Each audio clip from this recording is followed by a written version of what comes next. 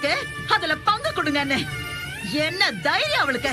Estate, வீடு, தோட்டம்னு அடுக்கறாளுங்க. எல்லாத்தையும் உங்க அப்பா ஒண்ணு விடாம சொல்லி வச்சிருக்காரு.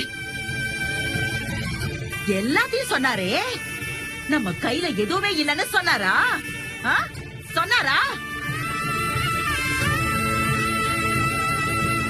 அந்த பாழா போன தோட்டத்தை அவர் ஃப்ரெண்டு கிட்ட கொடுத்து ஏமாந்தாரே. இதோ இந்த வீட்டு மேல அவ்வளவு கடன் இருந்துச்சே, அத மீட்க எவ்வளவு கஷ்டப்பட்டோம், எவ்வளவு கஷ்டப்பட்டோம். அப்ப எங்க போச்சு அந்த குடும்பம்? நம்ம 4 பிள்ளைங்களும் அவ்வளவு கஷ்டப்பட்டாங்களே இந்த சொத்தை காப்பாத்துறதுக்கு. எங்க போனாங்க எல்லாரும்? இன்னைக்கு நாம இந்த வீட்டை விக்கிறோம்னு தெரிஞ்சதும் வந்துட்டாங்களே கத்தார்ல இருந்து கிளம்பி. மானம் கெட்டவங்க. அதாம்மா எனக்கும் ஆச்சரியமா இருக்கு. கரெக்டா வீடு விக்கிறது தெரிஞ்சு அவங்க எப்படிமா வந்திருப்பாங்க? இங்க யாராவது தகவல் கொடுத்திருப்பாங்களா?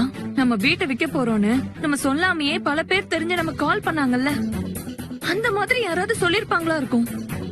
இவங்க பேசுறதெல்லாம் பார்த்தா ஊருக்குள்ள ஆள் வச்சு எல்லாத்தையும் கவனிச்சிட்டு இருக்கிற மாதிரி தான் எனக்கு தெரியுது. இல்லன்னா எப்படி நம்ம ரெஜிஸ்டர் பண்ண டைம் பார்த்து கரெக்டா அவங்களும் வருவாங்க.